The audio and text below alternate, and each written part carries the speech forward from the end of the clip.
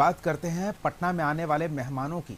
जाड़े के मौसम में पटना विदेशी पक्षियों का आशियाना हुआ करता था। हजारों किलोमीटर का सफर तय कर प्रवासी पक्षी पटना पहुंचते थे, लेकिन समय के साथ प्राकृतिक स्थलों पर अतिक्रमण हुआ, पारिस्थितिक संतुलन बिगड़ा और इसका असर दिखने लगा। पटना आने वाले पक्षियों की संख्या कम होने लगी और पर्यावरणविद इस पर चिंता जता रहे हैं। जंगल में तब्दील पटना में अभी भी कुछ इलाके हैं जहां प्राकृतिक छटा बिखरती है और इसका आनंद लेने दूसरे देशों के पक्षी पहुंचते हैं।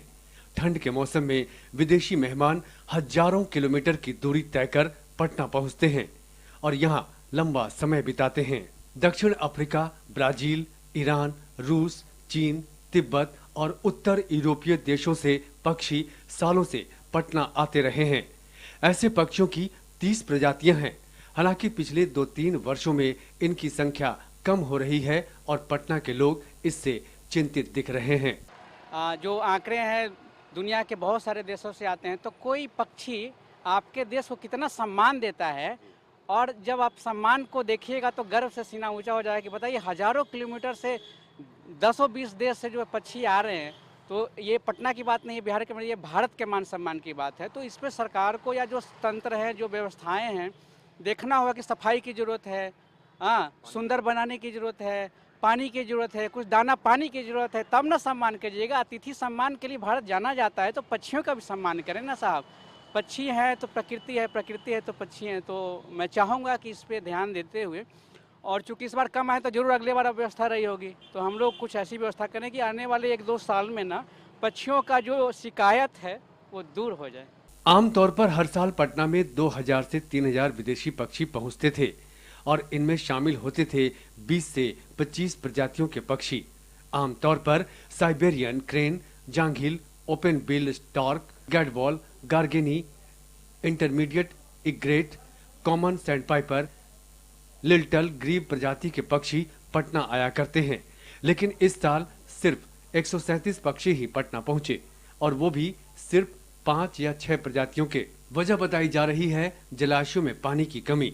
इन पक्षियों का भोजन शैवाल होता है, लेकिन पानी की कमी से जलाशयों में शैवाल कम हो गया है। राष्ट्रीय डॉल्फिन शोध संस्थान पटना के निदेशक के अनुसार जलाशयों में पानी की व्यवस्था कर पक्षियों को आकर्षित किया जा सकता है। फिर इस बार अचानक मौसम में लगता है गड़बड़ी होने के चलते, जाड़ा का जो पीरियड था वो कम रहने के चलते, और जलाशय में पानी बिल्कुल कम है।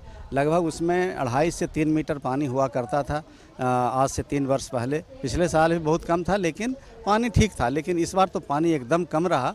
उसके चलते माइग्रेटरी बर्ड्स यहाँ लैंड नहीं कर सके, और जब माइग्रेटरी बर्ड लैंड किए भी कुछ, तो जो भी वहाँ मैक्रोफाइट्स बचा हुआ था वो मैक्रोफाइट्स डेवलप नहीं हुआ, क्योंकि जब पानी रहेगा तभी जाड़ा के दिन में मैक्रोफाइट्स डेवलप होते हैं।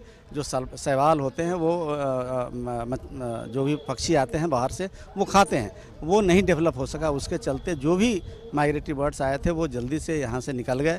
पटना के जलाशय जल एवं जलवायु परिवर्तन विभाग के तहत आते हैं, लेकिन जो हालात हैं उससे साफ है कि कहीं न कहीं लापरवाही हो रही है, जिससे समय बिताने के लिए पटना आने वाले पक्षी यहां से दूर होने लगे हैं। स्थानीय लोगों का कहना है कि समय रहते सरकार को इस पर ध्यान देना चाहिए, ताकि विदेशी पक्षियों के पटना आने का सिलसिला जारी रहे। के दरमियान वहाँ पे गया था, तो जिस हिसाब से पहले मैंने देखा था कि वहाँ पे काफ़ी तादाद होते थे, काफ़ी संख्या होती थी, काफ़ी पक्षियाँ होती थी। इस बार पहले के बनिस्बत थोड़ा कम दिखा, और पहले के हिसाब से कम दिखा, और जितनी तेज़ी से वो डाउनफॉल हुए हैं, जितनी तेज़ी से वो कम दिख रहे हैं। पहले पानी की कमी सबसे बड़ी बताइए वहाँ पर जो बिल्कुल वहाँ पे थोड़ा व्यवस्था थोड़ा सा ढंग से वो होनी चाहिए, और जिस हिसाब से होनी चाहिए था उस हिसाब से थोड़ा कमी दिख रहा है वहाँ पे।